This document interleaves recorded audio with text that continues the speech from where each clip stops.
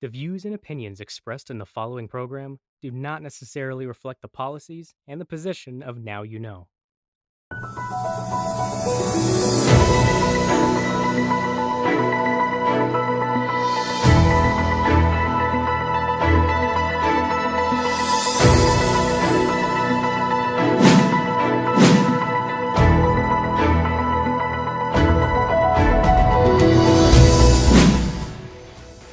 Good evening and welcome to Viewpoint. Together with experts and newsmakers, we'll make sense of the week's biggest issues and stories. I'm Barnaby Lo. In tonight's conversation, It has been more than 4 years since the Philippines won its case against China in an international tribunal over territorial issues in the West Philippine Sea. But President Rodrigo Duterte has refused to use this victory to assert the country's maritime rights, even as the United States has rejected China's encompassing claims. Duterte has often cited the threat of war as a reason for setting aside the arbitral ruling. Despite the current Philippine government's inaction, however, retired Supreme Court Associate Justice Antonio Carpio continues to defend the country's territorial integrity by tirelessly educating Filipinos and the international community. And, together with former Ombudsman Conchita Carpio Morales and former Foreign Affairs Secretary Albert Del Rosario, he's recently urged the government to raise the 2016 court decision against China in the upcoming United Nations General Assembly. So tonight we have with us live via Skype retired Supreme Court Associate Justice and staunch West Philippine Sea defender Antonio Carpio. Good evening, Justice Carpio. Good evening. Thank you for inviting me to Viewpoint. And good evening, of course, to our viewers. And like I said, Justice Carpio, of course, after retirement, has been a staunch advocate of West Philippine Sea territorial and sovereignty issues. And so tonight, we will focus on that. We will focus on issues relating to the West Philippine Sea. Now, Justice Carpio, let me start with what happened yesterday. There was a meeting between Philippine Defense Secretary Delfin Lorenzana and the Chinese Defense Minister, General Wei Fenghe. What do you make of this meeting? Of course, it's not the first meeting between the two defense establishments, right? But of course, it is happening in the context of tensions between China and the Philippines, and also in the context of the ASEAN meeting. Well, I think the visit of the Chinese defense minister is to gather support among ASEAN countries in their fight, in China's fight against the U.S. because it's heating up. The U.S. is asserting their right to navigate, and they are now supporting the position of the Philippines, Vietnam, Malaysia, Brunei, and Indonesia as against China's position in the maritime entitlements in the South China Sea. China is encroaching on our exclusive economic zone and also in the exclusive economic zones of Vietnam, Malaysia, Brunei, and Indonesia.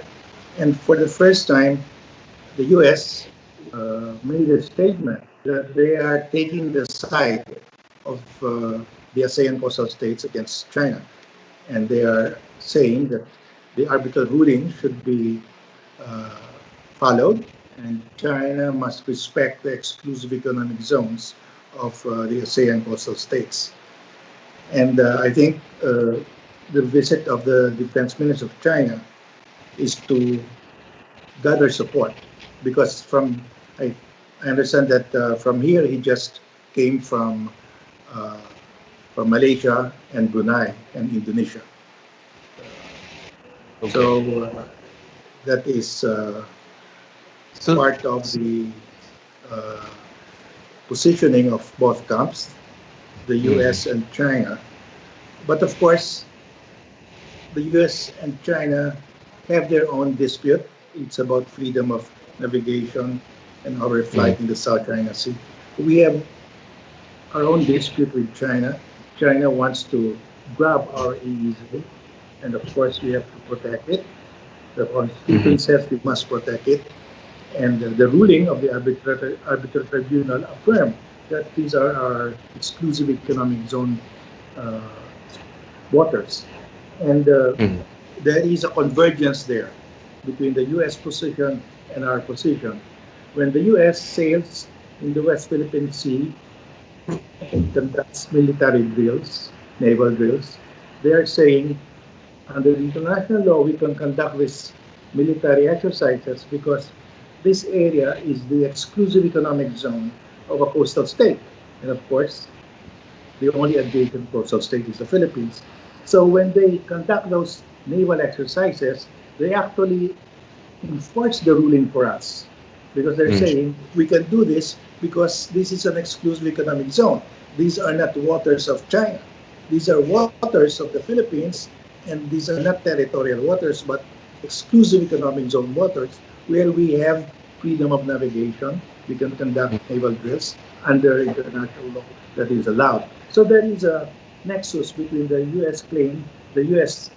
dispute with China, and our own dispute with China. And so China wants to to prevent us from siding with the U.S., not because we, we, we support the U.S., but because the U.S. position supports us. Support So when they sail in the West Philippine Sea, they actually enforce the ruling. And the more frequent they do this, the stronger the enforcement of the ruling will be. So so you're we send actually this saying, minister here to tell our defense minister uh, to not to side with the U.S. That's probably the only logical conclusion that we can gather why the defense minister of China came here. so you're actually saying that there is a way to enforce the victory that the Philippines got in 2016 via that arbitral ruling. Because the Philippine government, the current Philippine government, has been saying, no, we're not really setting aside that win, but right now is not the right time, and there's really no way to enforce this. So why not set that aside and, foster this friendly relationship with China instead? Well, we can be friends with China. We want to be friends with China. But if China is saying, let's be friends, but your territory, can you be a friend with your neighbor who squats on your backyard, on your garden, who camps on your garden, and if you have fruit trees in your garden, get the fruits in your garden.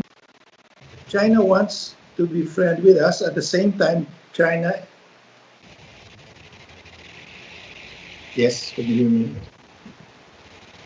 I think we lost you. China wants to be friends, but China at the same time is seizing our property. Okay. And of course, President Duterte has said that there is this threat of war, and that's why he doesn't want to assert our rights, and especially with regards to that win in 2016 at The Hague. And you've said that you don't buy this, and you stand by this, of course.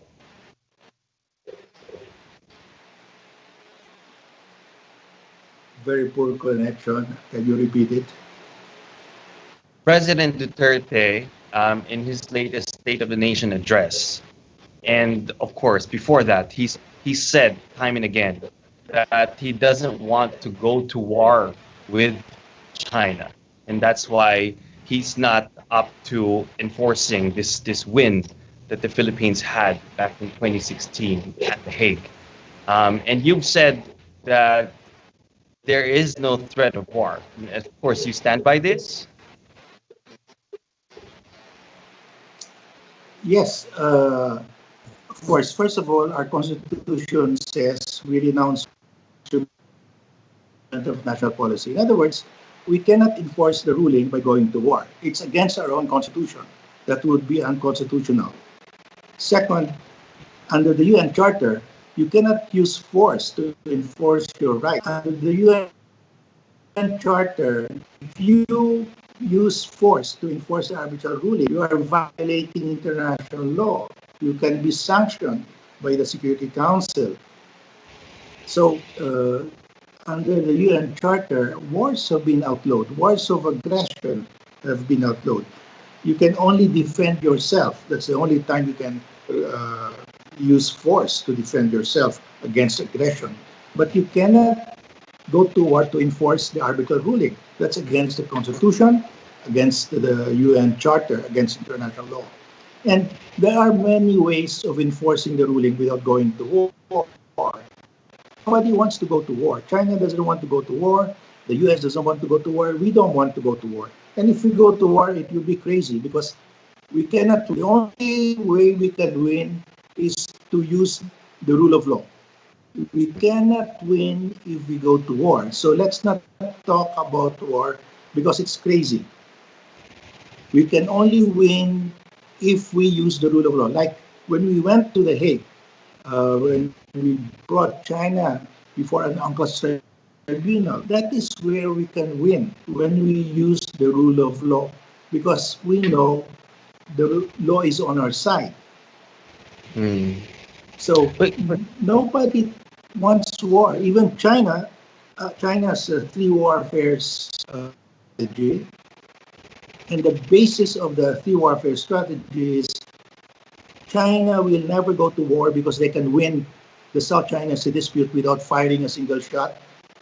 And it's crazy to go to war over the South China Sea waters because even a small skirmish will escalate into a big war, into a nuclear war with the US because the Philippines has a treaty, defense treaty with the US. So the Chinese, that's why the Chinese always incremental creeping invasion, because they don't want to reach that point where there will be a war.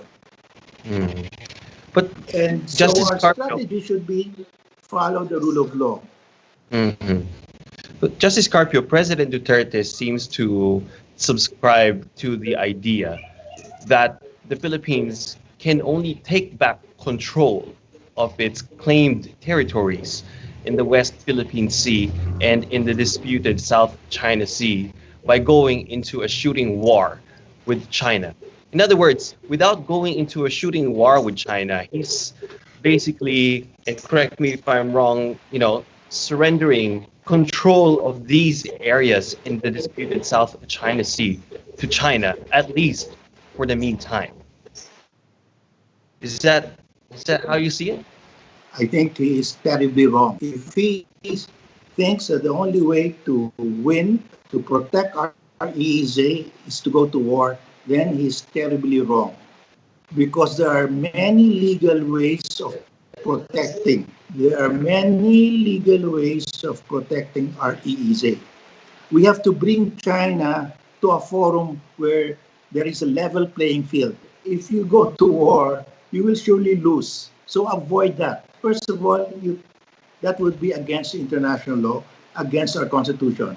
We have to bring the dispute to a forum where there is a level playing field, and that's exactly what we did. We went to an UNCLOS tribunal where there is a level playing field. Before an UNCLOS tribunal, warships, warplanes, missiles, nuclear bombs do not count. The tribunal will look only at the legal arguments. So we should not fall into the trap of doing that, because the moment we do that, we will get clobbered. And since you mentioned the right, you think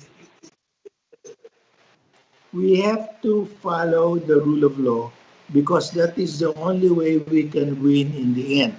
Right now, we have the ruling, and since the ruling, US, UK, France, Japan, even India, Canada supporting us now. They are, every time they sail in the West Philippine Sea, they are enforcing the ruling. for us. Mhm. So there is no stronger way of enforcing the ruling than seeing those naval vessels of the U.S. and their allies uh, sailing in the West Philippine Sea. And China cannot do anything Mhm. because these are powerful states. They're also nuclear armed. Okay, and recently, China of cannot do course. anything. They're also nuclear armed. So let us support the freedom of navigation operations of these countries.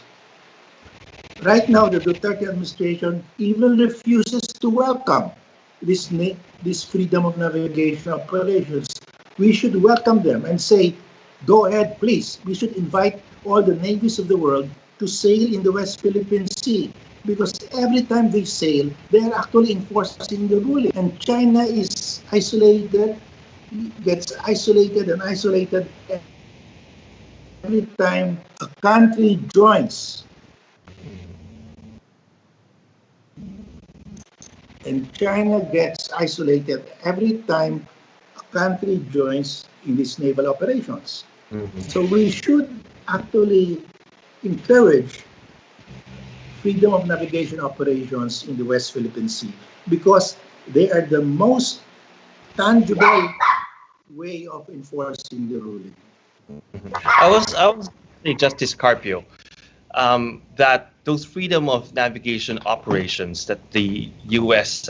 Have been doing in those other countries. So apart from that, there was this recent joint naval exercises in the South China Sea among the U.S., Australia, Japan, India. I'm not mistaken. India, I think, was also part of that.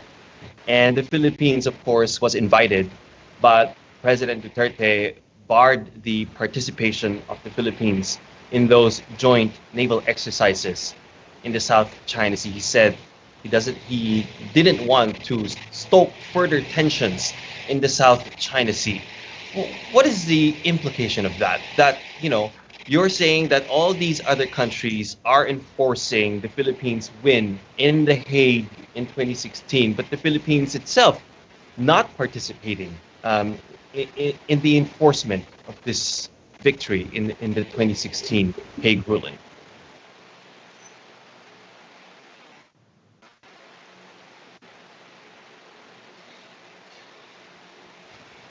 I think um, I think you did get my question, Justice Carpio. Justice Carpio, can you hear me?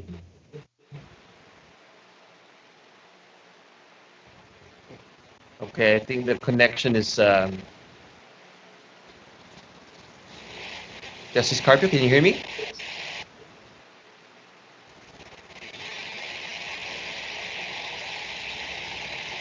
Justice Carpio, can you hear me?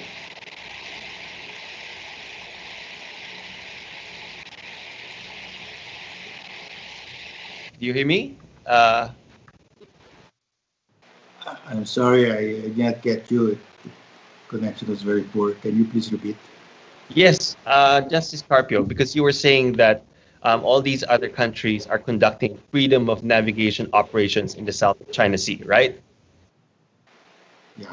Yes, and there was a recent joint naval exercise in the South China Sea. The US, Japan, Australia, India, if I'm not mistaken.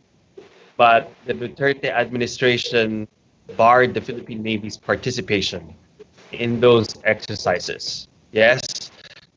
So what Yes. is the what is yes? Well, so what is the implication of that? That all these other countries seem to be enforcing own clause in the South China Sea, but the Philippines isn't.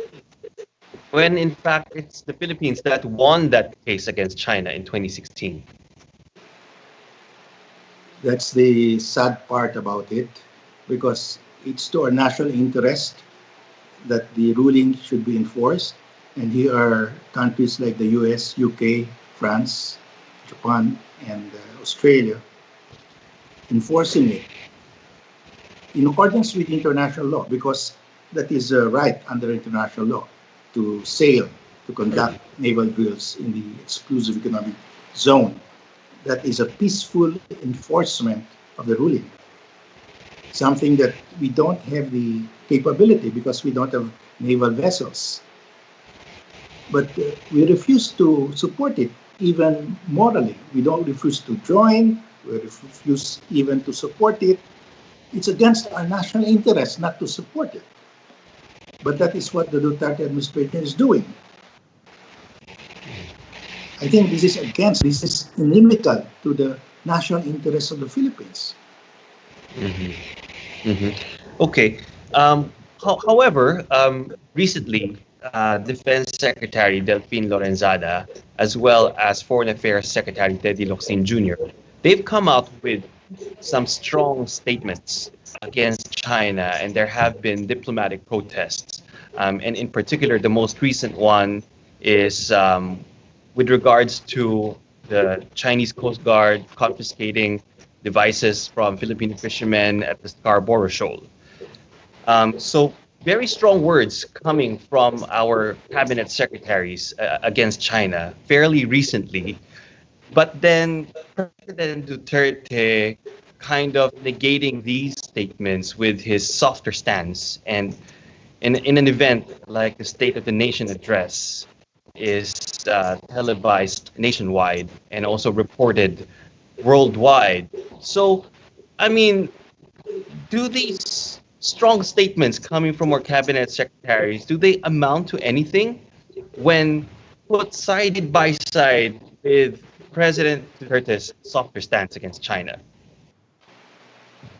Well, I'm happy that our uh, secretaries of foreign affairs, of defense, and some of our military officials have been staunchly defending our sovereign rights by issuing those statements. But at the end of the day, it is the president who is the chief architect of foreign policy, and all they can do is say those things, but the final say is with the president. But they should keep on saying those things, and the people also should keep on saying what they want to say, because we have to send a message to our president that we have to defend our maritime zones. We cannot allow China just to seize our EEZ. Okay. Now, with regards to statements, speaking of statements, there was so just going back to that meeting between Defense Secretary Delfin Lorenzana and the Chinese Defense Minister General Wei Fenghe. After that meeting, the Defense Department came out with a statement, and I'm not sure if you're aware that that statement was recalled just a few minutes later, and then they came out with another statement. Now, can you hear me? I'm sorry, Barnaby, can you repeat it? Yes. So I was asking you about can you state. repeat it, Barnaby? The connection was lost again. Okay. So just going back to the meeting between Defense Secretary Delfin Lorenzana and the Chinese Defense Minister yesterday. This is Carpio. I'm sorry, can you please repeat the question? Okay. So just going back to the meeting between Defense Secretary Delfin Lorenzana and the Chinese Defense Minister yesterday. You got that, Justice Carpio? Yeah, what's the question? Yes. Okay. So there was a statement that came out from the Defense Department after that meeting. As usual, they always come out with statements after these official meetings, of course. But then after that first statement came out, they recalled it, and then they released another statement. Now, I'm going to read to you parts of the first statement that did not come out in the second statement. So, in the first statement, it said For his part, Secretary Lorenzana reaffirmed the Philippines' adherence to the award issued by the tribunal without any possibility of compromise or change. And then another part of it is the AFP will continue to conduct routine, legitimate maritime patrols in the West Philippine Sea and challenge any activities that infringe on Philippine sovereignty. Pretty strong statements, Justice Carpio, wouldn't you agree? But they did not appear in the official statement. So this was in the first statement, and then when they released the second statement, all these strong statements were not in that second press release. What do you make of this? Well, it just shows that very graphically that China is censoring our own statements, that our own statements coming from the Office of the President, coming from the National Defense Secretary, are being censored by China. I mean, it's very graphic that the Secretary of National Defense said, under no circumstance will we agree to any change in the ruling. It will never happen. But that statement was removed, and only the Chinese could have removed that. Mhm. So we are now under censorship by the Chinese embassy in Manila. Mhm. That's How what we alarming look is how alarming is this? That's very alarming. That's very Mhm. alarming. That means there is no independent foreign policy. The president said, I will conduct an independent foreign policy. It's not independent foreign policy. The Secretary of National Defense said, we will stand by, we will not give up a single square inch of our maritime zone as awarded under the arbitral tribunal. That will not happen. And then the president changes it. So there is no independent foreign policy. We are kowtowing to China all the time. We don't want to offend China. When you don't want to offend China, even if it's inimical to your national interests, then you don't have an independent foreign policy. You are just following what China wants. Okay. Now, the U.S., of course, had recently blacklisted 24 Chinese companies that the U.S. said were involved in construction of islands, artificial islands, in the South China Sea. But so the Philippines has had dealings, it appears, with some of these companies, and I'm sure you're aware that one construction company is involved in the airport project in Sangli, and then another Chinese company is involved in telco project in the installation of cell sites in our military camps. And there's another one that has been blacklisted by the World Bank in 2009 that will be involved in the construction of the Makati subway. How alarming is it for you that these Chinese companies that have been blacklisted essentially by the US will continue with their projects here in the Philippines? And which one of It's these are most concerning for you? well, it's we're sending the wrong message because China, through these companies, these are the companies that dredge the Spratleys. They destroyed 7 atoll reefs, created artificial islands, destroyed the marine environment, and the tribunal said the dredging caused severe and permanent damage to the ecosystem in the Spratleys. And the Spratleys are the breeding ground of fish. Without the Spratleys, you will not get as much fish as you now get in the South China Sea. Millions, hundreds of millions of people depend on fish from the South China Sea for their protein. So when you destroy the spawning grounds, you commit a crime against humanity. These dredging companies were part of the commission of that crime. They're perpetrators of that crime. They destroyed the atoll reefs. So what they did violated international law. They committed a crime against humanity. Now, that is also a crime under Philippine law, because under our fisheries laws, if you destroy corals, if you destroy the habitat of fish, you are violating our fisheries law. That's also a crime. So these companies committed crimes against international law and crimes against the Philippines, because they destroyed our atoll reef in the Mischief Reef.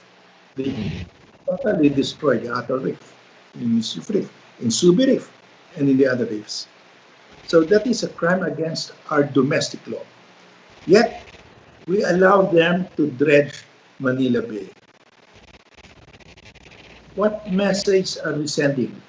We are saying to China, it's all right, you can seize our exclusive economic zone, you can destroy our atolls and reefs, we will still give you contracts here.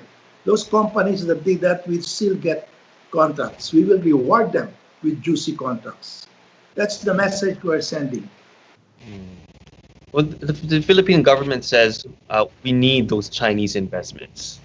How do you feel about that? We don't need Chinese investors who have part of the seizure of our EEZ, because we are aiding and abetting the Chinese act of seizing our EEZ when we give them contracts.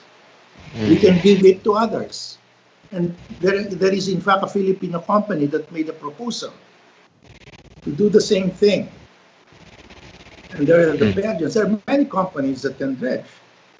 Why do we give it to the very company that committed a crime against international law and against Philippine law, that destroyed the atoll reefs? They destroyed at least 7 atoll reefs. What is the magnitude of that destruction? We have Tubataha. In Tubataha, there are only 2 atoll reefs. And we're so proud of it. It's a World Heritage Site, but there are only 2 atoll reefs there. Here in the spray, at least, the Chinese destroyed 7 atoll reefs. You can just see the magnitude. That's why it's a crime against humanity. Do you think we that's are rewarding this company that did it? Do you think that's a number of Filipinos are also complicit?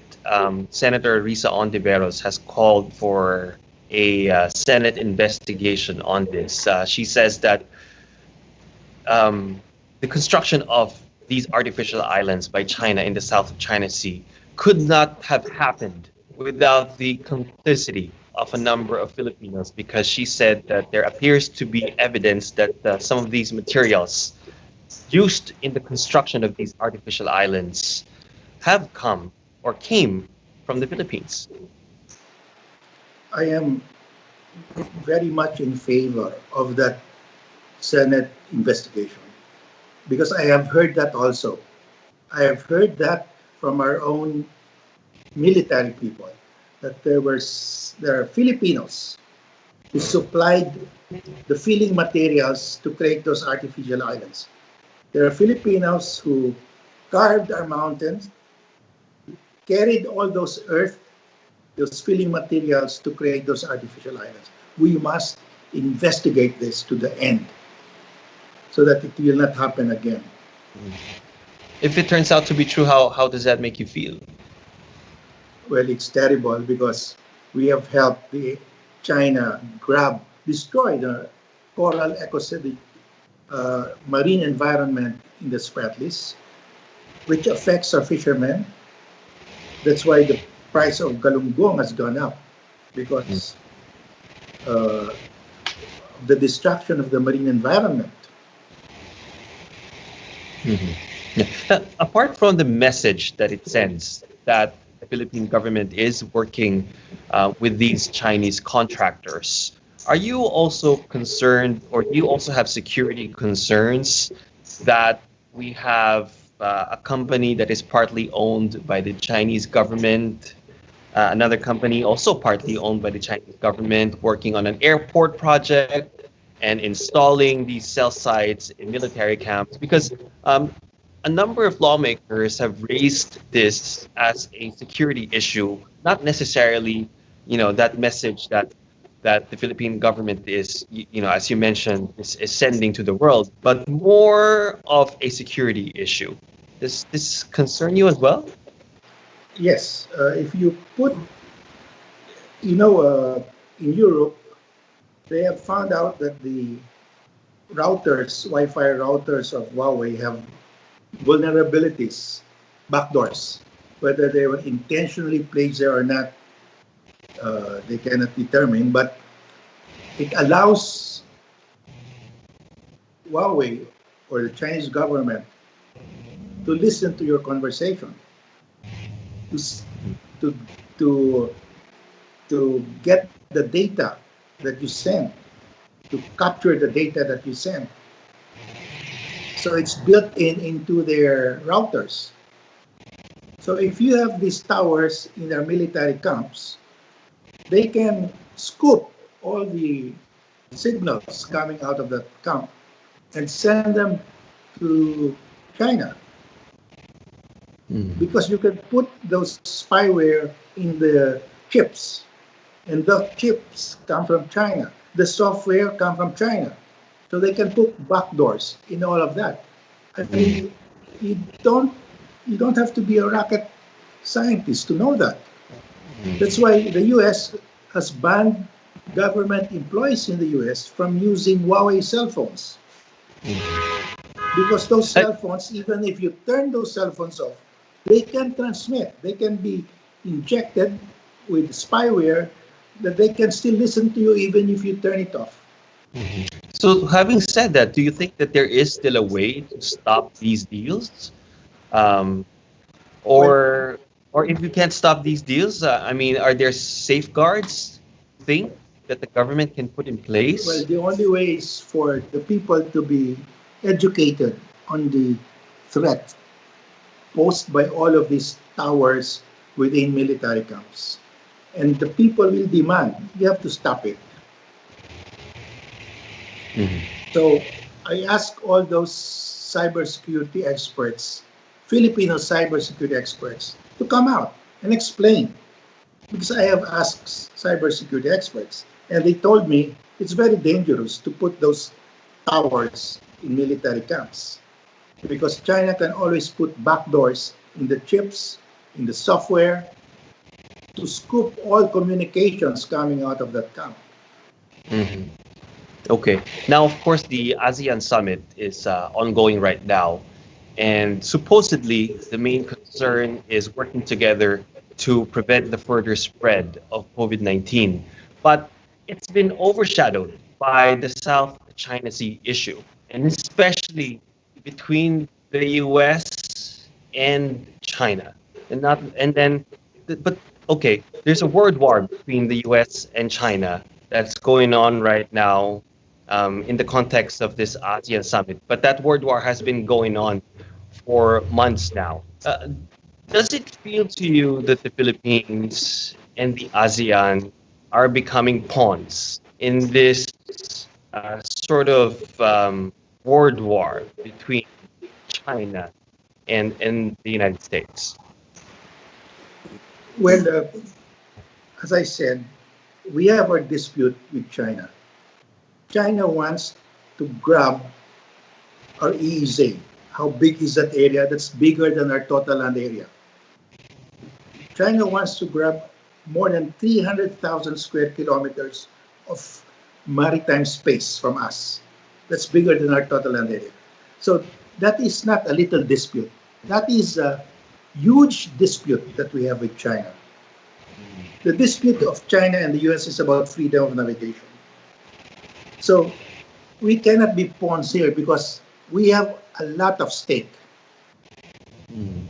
The US can defend themselves. They don't. They have all the warships. warplanes, missiles, nuclear bombs to defend themselves. We do not have. Mhm. What We do you are think? not pawns here. We will turn out to be the biggest loser. We are not a small player here because we have the most to lose.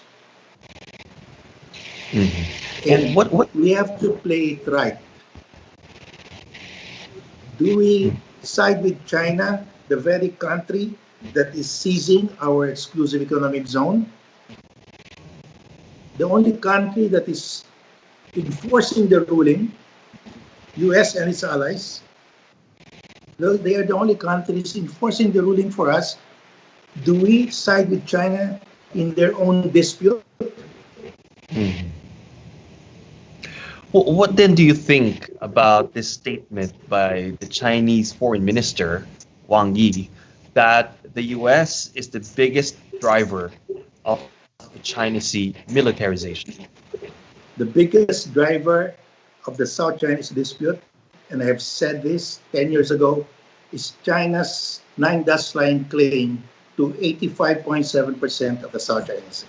China is claiming almost 90% of the South China Sea, and in that claim, China is encroaching on huge areas of our exclusive economic zone, huge areas of exclusive economic zones of Vietnam, Malaysia, Brunei, and Indonesia. That is the biggest driver. If China will only respect the arbitral ruling, if China will only say, your exclusive economic zone is yours, we will not have a dispute with China. We will support China. Mhm. If only China today will say, okay, we will follow UNCLOS, you have 200 nautical miles, exclusive economic zone, that's yours. Vietnam also, we will respect that. Then there is no dispute anymore. And we will Mhm. have China convince the US not to conduct frequent freedom of navigation operations. That's not needed anymore. Mhm. So the key to the peace here is for China to abide with international law. China wants our support. Okay, respect our EEZ. We will support you. Mhm. Okay, since you mentioned international law, of course, recently you and former Ombudsman Conchita Carpio Morales and former Foreign Affairs Secretary Albert Del Rosario, you had recently urged the Philippine government to raise the 2016 arbitral ruling at the upcoming United Nations General Assembly. But Foreign Affairs Secretary Teddy Locsin seems to have dismissed this idea, and he said that this is if they do this, then it would amount to a re-litigation of that case that the Philippines raised at The Hague years ago. So he said that the Philippines has already won that case. Why raise it at the United Nations General Assembly, which essentially it will be a numbers game if that is raised at the United Nations General Assembly. What is your point of view here? Why are you urging the Philippine government to raise the arbitral ruling at the upcoming United Nations General Assembly? In other words, what can this do? The ruling of the arbitral tribunal is final, and that will not change anymore. The issue here is how do you enforce that ruling? The only way we can enforce that ruling is to get world opinion on our side. The world, all the countries of the world will tell China comply with the ruling. Because world opinion is a very strong force. It's a very strong moral force. China cannot survive without the support of the world. China has to export and has to import with the rest of the world. So it needs to have good relations. And China wants to be a model. It cannot be a model if the entire world will tell China, why don't you comply with the ruling? If you don't comply with the ruling, you are a rogue nation. So there will be intense pressure on China. No country can tell China comply because China says, I have nuclear weapons, try to force me to comply. The only way we can comply with China is for the world to tell China, you are wrong, because we cannot use force against China. It's a nuclear power. The US will not use force against China to comply with the ruling. That's because China is a nuclear power. The only force is moral force. And that moral force is in the United Nations General Assembly, because that's where all the countries of the world, civilized world, are represented, and they can express their voice. They can tell China, you must comply with international law. Are you That will be also a very strong pressure. And that is exactly what Nicaragua did. When Nicaragua won against the US before the ICJ, the US said, we will not comply. So Nicaragua brought the issue to the General Assembly. And the US, the greatest economic and military power in the world, lost in the General Assembly to Nicaragua. At the end of the voting, final voting, the US only had one country to defend itself, Israel, 2 votes only, the US vote and the vote of Israel. All the rest of the world voted against the US or abstained, but an overwhelming majority voted against the US. So a small country like Nicaragua, impoverished country, won against the US because the ICJ ruling is the rule of law. And countries will support that more so with the arbitral ruling, because the countries have coastlines, they have exclusive economic zones, and they don't want their bigger neighbors to just grab their EEZ. The only protection that they have is UNCLOS. So they must preserve UNCLOS, and they must see to it that UNCLOS is respected by everybody. Because once UNCLOS is not respected by China, then UNCLOS will collapse. If China can seize an entire sea, like the South China Sea, that means the end of UNCLOS. Small states will not have 200 nautical mile EEZ. Their neighbors will just grab.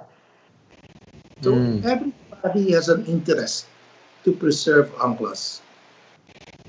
And so you're that's why saying we that are saying we will get at least a majority. I'm sure of that.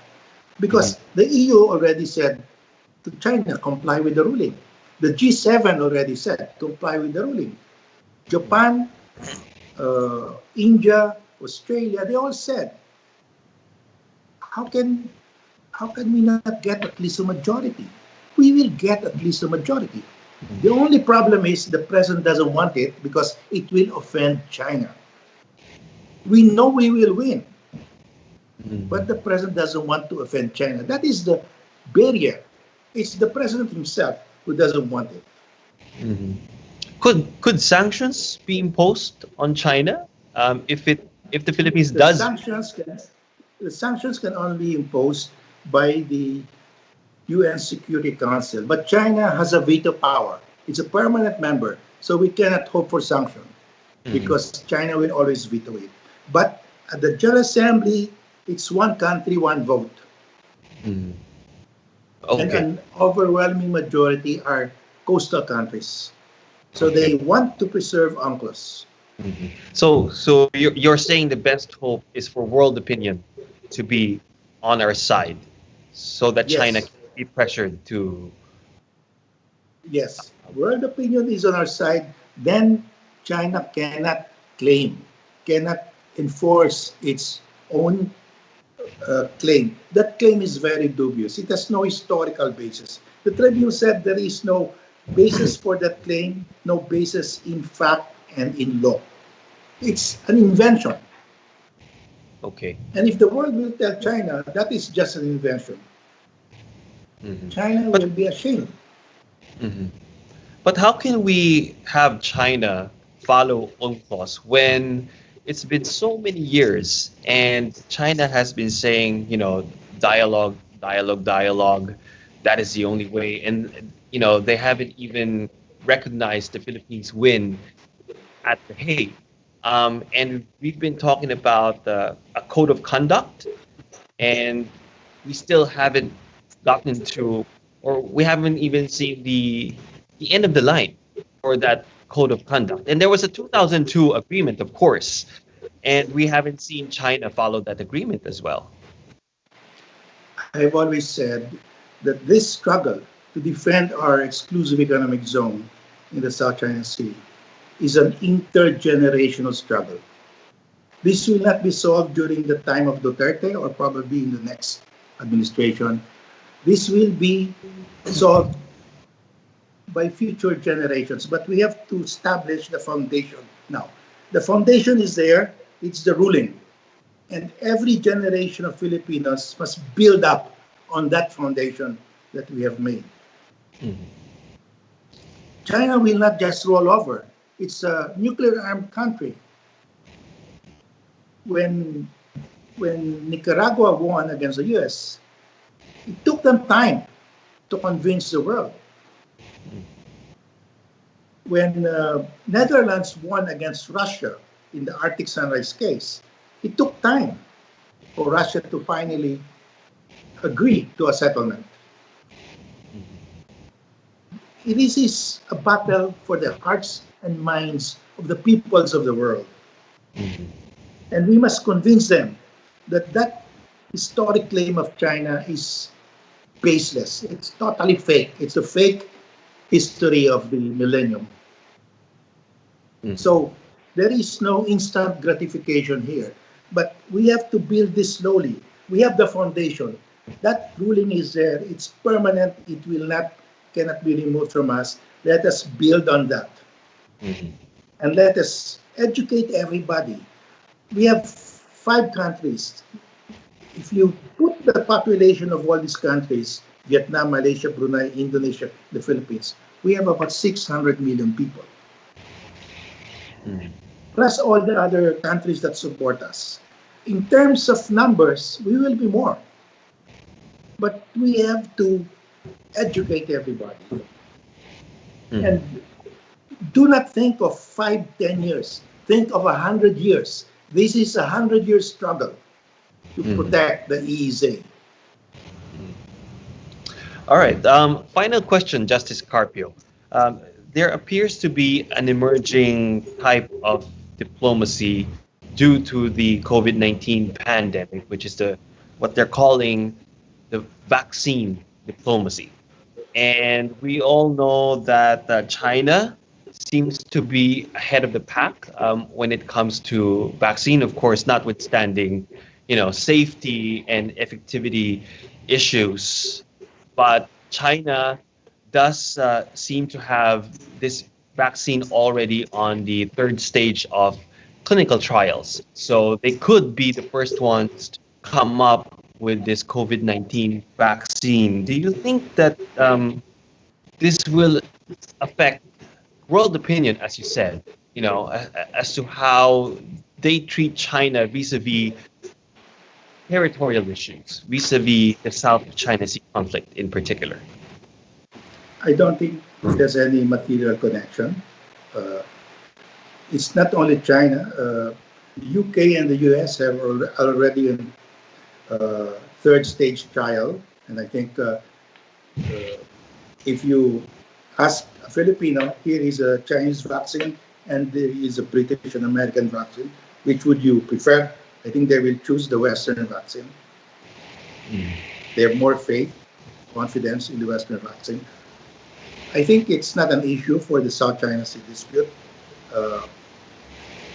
If you want to enter into contract over these vaccines, we can already now enter into contract with Moderna, with the Oxford vaccine. Contracts can already be signed, subject to the condition that they are, of course, approved by FDA of US and the Philippines. There is no monopoly here. China does not have the monopoly. Russia does not have the monopoly. And in fact, most people will prefer the Western vaccine. Mm-hmm. All right. And on that note, thank you so much, retired Supreme Court Justice Antonio Carpio, of course, a staunch advocate of the Philippines, South China Sea and West Philippine Sea rights. We are out of time already. My apologies to our viewers. Once again, we were not able to get to your comments and your questions, but we will be able to read them once this program ends. And if possible, Justice Carpio will send over the questions to you, and Yeah, please. maybe and maybe you can answer them in your own time. So again, thank you so much, Justice Antonio Carpio, and thank you so much to our viewers. Again, my name is Barnaby Lo. This is Viewpoint. Now you know. Thank you, Barnaby.